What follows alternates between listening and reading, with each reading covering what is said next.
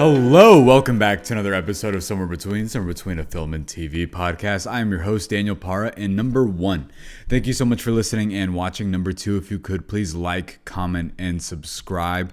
What did you think of 28 Years Later, The Bone Temple? Directed by Nia Dacosta, and of course, coming back for writing credit, although he had been heavily involved in the previous two, is Alex Garland, as well as Danny Boyle, taking sort of a back seat this time around, just due to the fact that he is no longer in the director's chair this time.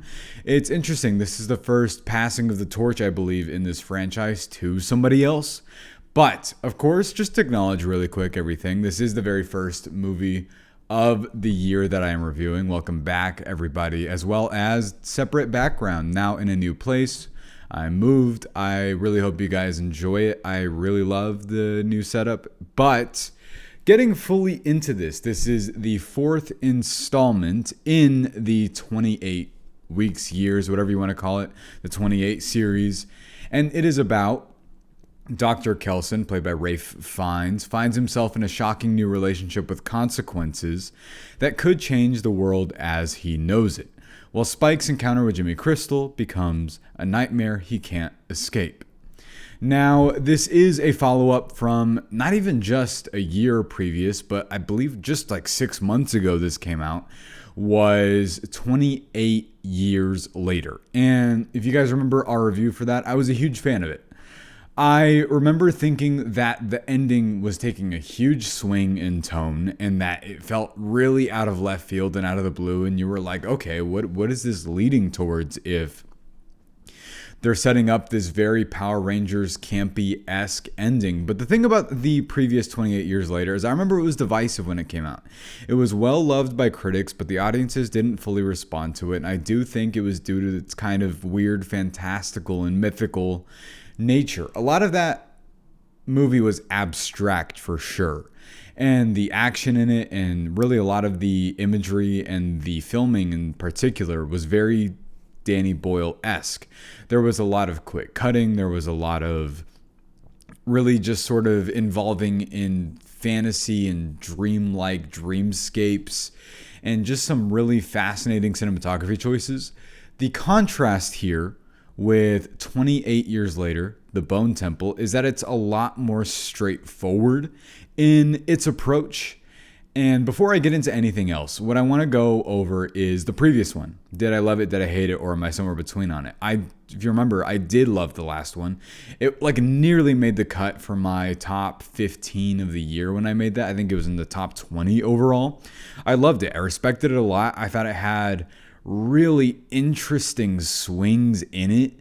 And if I remember one thing that didn't really work, it was just some of the balance with Spike and the relationship with the mom and kind of how those things came into play. But I loved that movie quite a bit. Here, I think is really interesting is did I love it? Did I hate it? Or am I somewhere between on it? I also think that this is an improvement on the previous one. I loved this movie.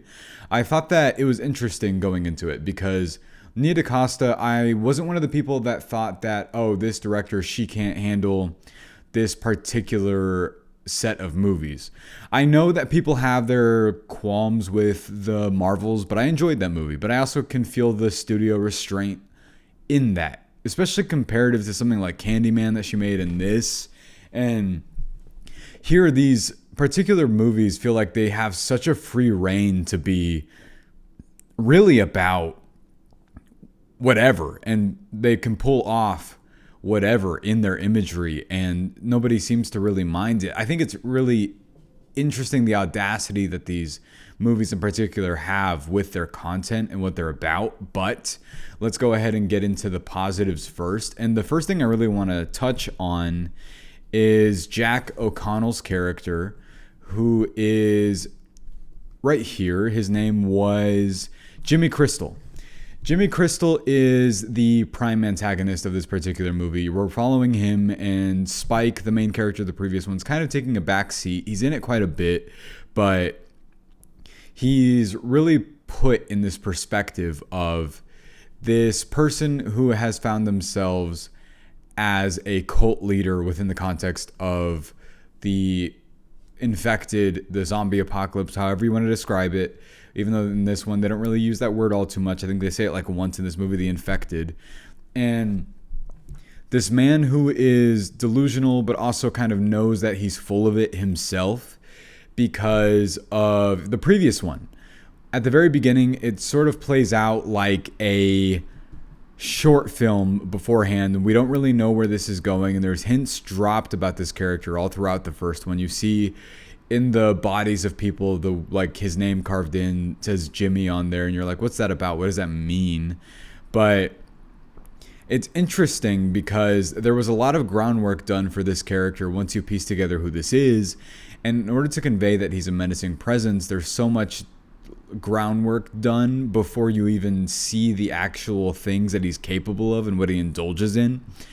And there is an extended sequence that we'll get into in a second, but this particular character, what I like about him so much is, especially Jack O'Connell just as a performer, he's definitely leaned into this very particular kind of villain role. He played the same sort of character in Sinners that he was really great in as well, but he's sort of charming to the people around him, but he also has this undercurrent of something boiling under him at any given moment, and he can play this kind of intensity with this almost repressed feeling that you can feel giving off onto other people.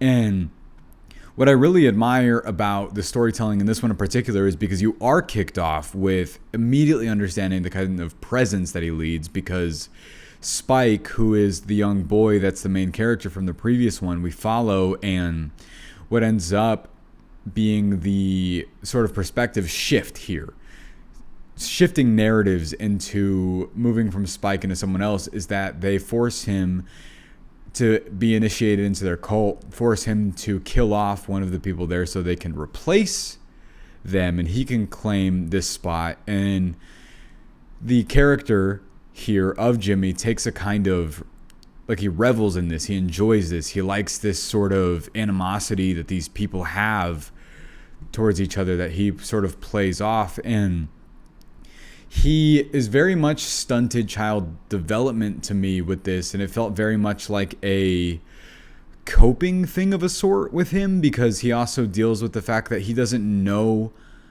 much of the world beyond just what he learned when he was a child, because they keep telling this story that there's this thing that they keep connecting to. At the end of the very first 28 years later, there was something really interesting. It was a weird choice, but it was a perspective choice with the Power Rangers to show that Spike was very well acquainted with them. He had the action figure. It shows that he idolizes the older people in his life as these people that are very capable of like martial arts and like wire stunts, but it was very kind of subliminal.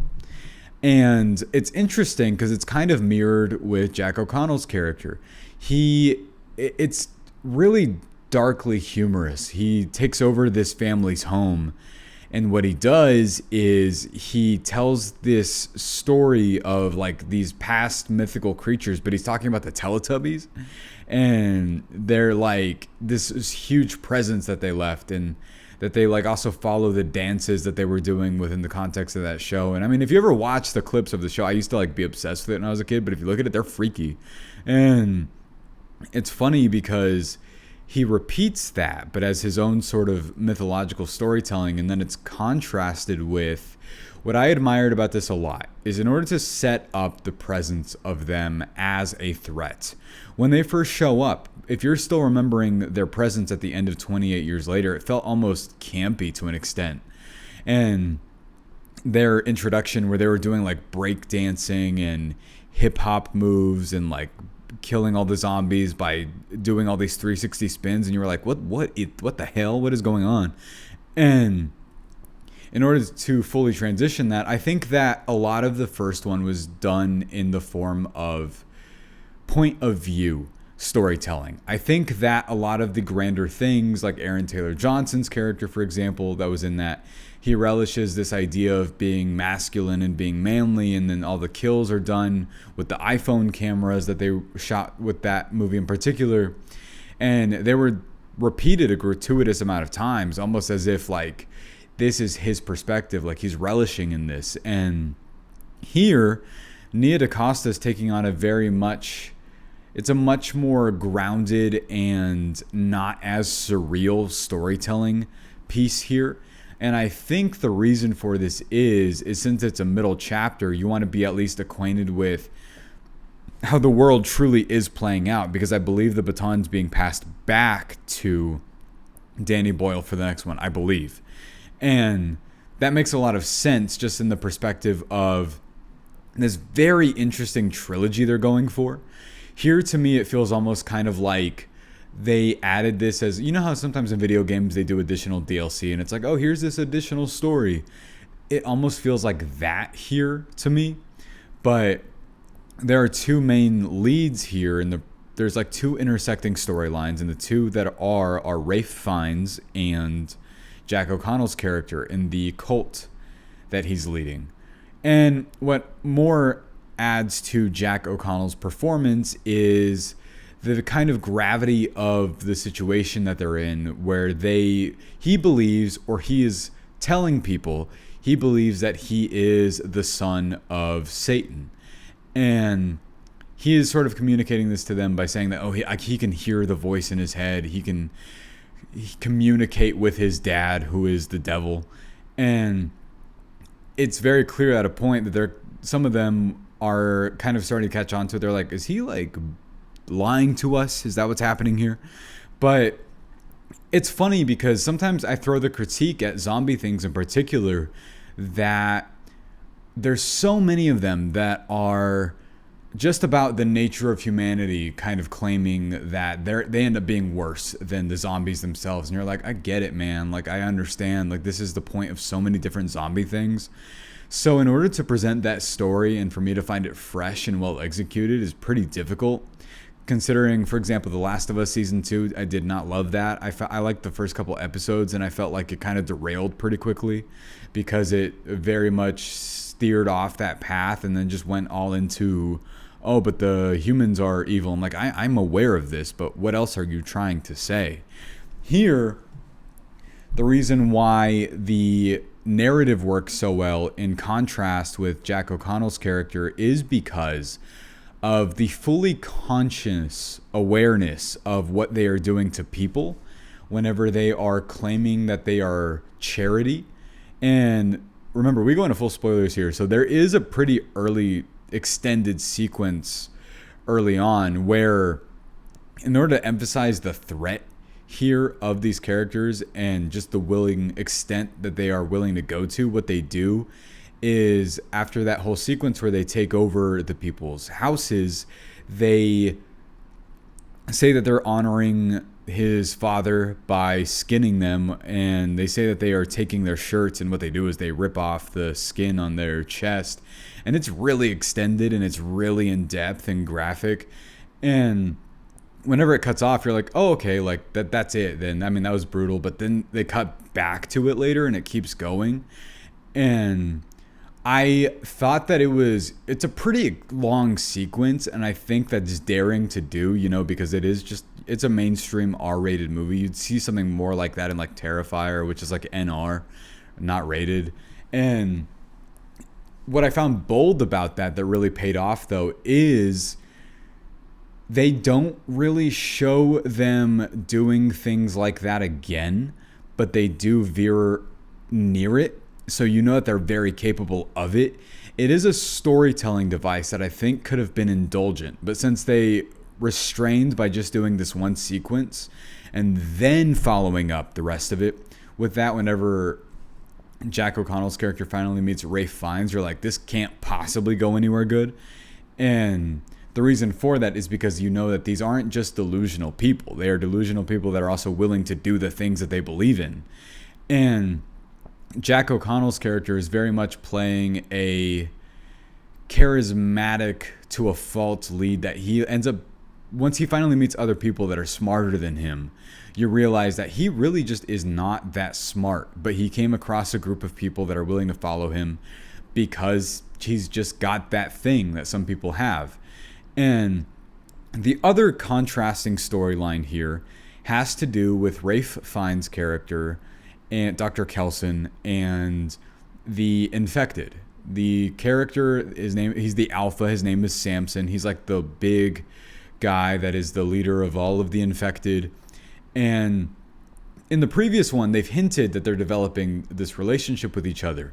But here in this one, it's very much one of those connection to the man and nature stories, because you're kind of wondering, oh, where is this going? And I will say, in the grand scheme of things, this one felt a bit more isolated in terms of the storytelling it was doing in the 28 years later universe, but it also felt very tapestry-esque with the lore it was expanding on. The whole Bone Temple, this Memento Mori thing that they had, this motif they had going on in the last one, where they're honoring the dead, they honor the people that came in the past, and we're still respecting the fact that even though the infected were viewed as a threat for such a long time, at the end of the day, you still respect them because they were still people. And that's one of the really large thematic through lines I've really enjoyed that this franchise has been developing. It's one of the biggest compliments I can give it, is the more they go on and the more the infected, I mean, naturally this was going to happen. The whole storyline of the tropes that are invented that in the storytelling genre of zombies is, oh, they've evolved into something else. But here they do it in such a way, it feels almost like the previous one felt very poetic, and here they really do dive even more into that. There's that chemistry that they have between the two leads in the actual Bone Temple itself with Ralph Fiennes and Samson, and their relationship they build up because he gets him kind of hooked on morphine and keeps giving it to this zombie, and he keeps coming back over and over. But he starts to evolve beyond that and evolve into something else. And the whole approach Ralph Fiennes was going after, who I think is incredible, by the way. The other positive I want to give is that he's giving a phenomenal performance in here. It's very earthy and very weighted and down to earth, in contrast with the very showy role that Jack O'Connell's character is playing. This character is seeking something, while the other contrast, the other side of the coin here, is sort of demanding the Earth give up answers in a wrathful and vengeful way, while here is sort of he's abandoning the idea of the rage that he has in the previous Wrath and going more for a exploratory type of viewpoint of this world. Is there something that's hopeful beyond all of this? Is there something that can be achieved that is a positive with the infected and with the relationships of them? And sure enough, what happens is what I really like about what's pushed forward here plot-wise is that the character of Samson, the Alpha, does find a humanity in himself. And I really enjoyed there's this beautiful moment where they go back into this train. In the previous one, if you remember, he rips this guy's head out of his spine. It's just this crazy moment. But he goes back and visits this, and he has this kind of flashback where he kind of recovers himself, and he says, I don't have a ticket back to this person that is checking for the train tickets. And it's just a simple moment, but then it flashes back to his current state as infected, and he repeats it back essentially in a full sentence as an infected. And it just has that full payoff that these movies, I guess, we're heading towards at this point, or at least this duology was so far, where it's very much about recovering humanity in this state of the world, no matter if it's infected or not. Just because, I mean, naturally the zombie parallel where it's the story of, oh, well, the humans are the monsters, and you're like, yeah, man, I know that. But here, I think it's done really well and in a fresh way because of the parallel storylines happening. And I really found the thematic elements of this to work really well as another positive. And I will say there is one standout stellar moment that is show-stopping in the third act of this movie, where you can feel everything coming to a head, and Ralph Fiennes' character puts on this gigantic metal concert while everything's on fire, set to an Iron Maiden song. and he's pretending to be Satan because he made this deal with Jack O'Connell, and it's really well done and it's really well performed. It almost veers off into like performance art kind of for a few minutes because it's just this wildly interpretive thing that he's doing in front of them. And that's that sort of Danny Boyle energy that I was like, okay, yeah, so they still have some of that in there. And I will say the other positives, I think that the directing style here is very well done. I like that it has its own unique identity from the other three and has this more, not understated, but it has a melancholy to it. It's a lot sadder in its approach, especially with the undercurrent of Jack O'Connell's character is absolutely irredeemable, but he has this air of being, because we are aware that he was abandoned, or not even abandoned, but his dad was, killed when he was younger, and he's latching onto this weird just thing to build up himself to, that he has this sort of greater purpose. And Spike is there's a lot of narrative rhythm here with the sort of rhyme scheme where George Lucas says, like, from Star Wars, like, oh, it's poetry, it rhymes, where Spike's character is the younger one that is separated from his dad, but he left home, he left off, and is looking for that figure to come back into his life, so he latches onto people. And there's even a point where he's trying to get somebody to take him to go with him after that whole charity sequence, and he gets punched, and he's like, the woman just takes off, and you're like, I mean, fair, because he's associated with them. But what's really fascinating, especially for American audiences, I mean, I won't claim to know a whole lot about the UK, but the character of Jimmy Crystal at this point, it's known that he is based off of Jimmy Savile, who was really well ingrained into UK culture. And I believe when he died, people found out that he was a pervasive pedophile. And he was consistently, that was going on while he was really, really popular. And he was on radio shows, he was host of things, and this wasn't found out till after the fact. So this character latching on to this persona, this ID, this look, is obviously supposed to be provocative when you first see it in the previous movie, and you're like, that cannot be good, and it leaves off on a cliffhanger. And there, I will say, are things implied that have to do with that. It's never shown, but there's definitely an undercurrent of like, there's something really weird going on with this particular group of people. And I mean, the whole, like, them delving into already murdering people and the way that they torture people, but there's also obviously that undercurrent of like, what else do they have going on? But that imagery is really striking, and it's really provocative, like I said, because I really think that the human nature of the world in this one is fascinating. I finally think that the dynamic between the infected finding their humanity and the humans sort of fighting to not lose it, but some of them delving fully into that, is, I think, kind of the thing I was looking for to make it fresh, because usually zombie things go with one or the other, never both. And this one, in order to create that rhythm, did both as the contrasting stories, which I was like, oh, okay, I understand why they made this one in particular, because it almost feels like, well, why wouldn't they just have weaved these storylines into, I don't know, the previous one and just made like two of them? But this story on its own was very worth telling. And I think that the stuff that follows in on the previous one into this, it's obviously different, like we said, and I do think that the action, it's very much horror action, the past two have been, is great.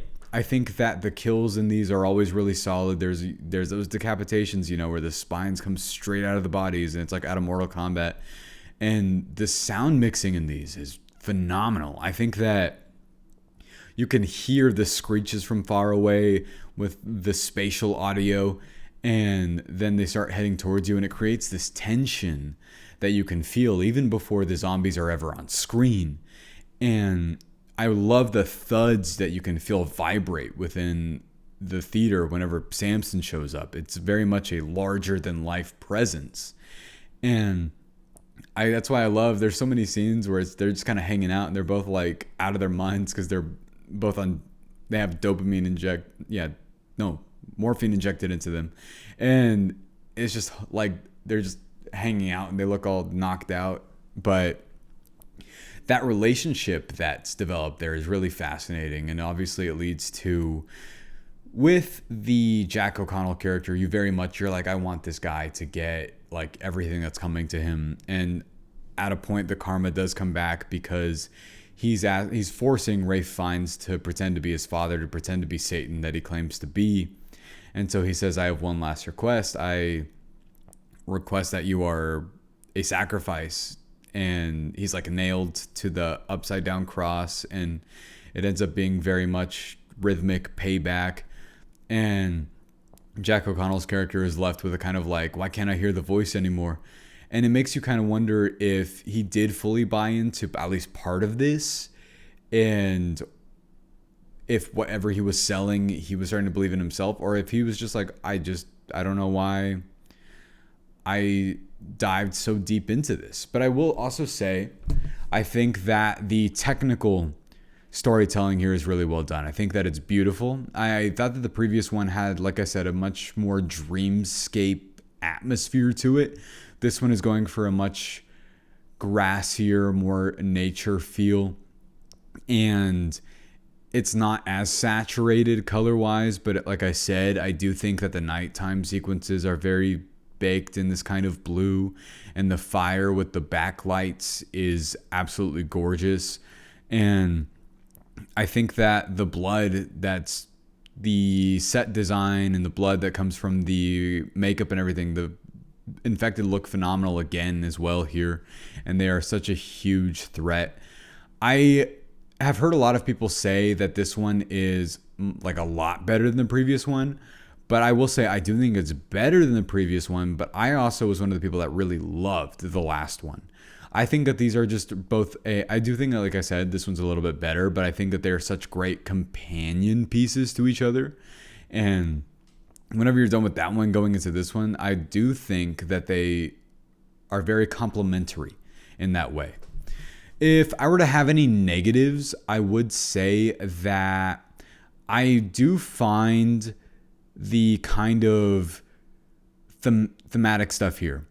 I do think that the previous one, the only thing I'll say that's stronger about it is that it felt very ethereal and very much like we've got a lot on our mind in terms of, if you remember correctly, the previous one had a lot of the intercut footage of previous wars and things, and it was very much about masculinity with Aaron Taylor Johnson, forcing that onto his son, what that looks like.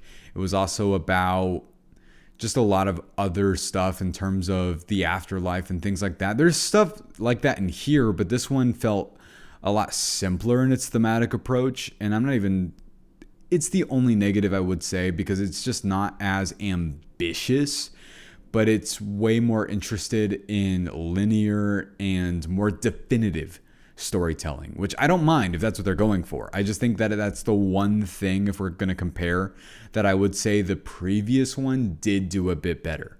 But something that I thought was an awesome surprise, had no idea, was Cillian Murphy shows back up at the end of this, and it's very much, it's the sequel bait, it's the cliffhanger at the end where we see that Spike and the people that left the girl that helped him leave from the Jimmies, is they're all running away from the infected, and then you see that Cillian Murphy's going to go down and help them. And I thought that was awesome. I was like, oh, cool. I really enjoyed the very first 28 days later. I think it's awesome that he's back. I think it's awesome that he agreed. I saw that he produced this, so I guess he must have been like, oh, I want to be back in these. But I'm very happy that they're also connecting this overall into one big franchise. And I do think it's interesting because these feel so unorthodox in terms of their storytelling and in terms of the companion pieces that they are. They feel so not at a piece with each other, but just in the same world. But I can't wait to see what they pull off with the next one. I'm very, very curious. And overall, I'm going to go ahead and give this a score. It's pretty big. I can't believe it. It's January. I'm giving this score. I'm going to give it a 4.5 out of 5. I loved this. I thought it was fantastic. And I think that's super cool, just considering that January is usually known reputably as a dumping ground for horror movies, And it seems like they have kind of claimed it into being things that they release that are better than just that. I haven't seen Primate yet, but I've heard good things about that too. So I think that's awesome. I think that it's really cool that they released this early. You think that's a bad sign whenever you see, oh man, they made a 28 days later sequel and it's released in January. That sucks. And then this was fantastic. Overall, what did you guys think of 28 years later, The Bone Temple? Did you love it? Did you hate it? Or are you somewhere between on it? I want to know. Remember, like, comment, subscribe. Thank you guys so much for listening and watching. Up next, I believe, is that weird AI Chris Pratt movie that I've heard some about. It looks like knockoff Minority Report. I'm judging before I see it. Sorry. But I'm curious about that. That's going to be what's up next. For now, thank you guys so much for listening and watching. I'll see you next time.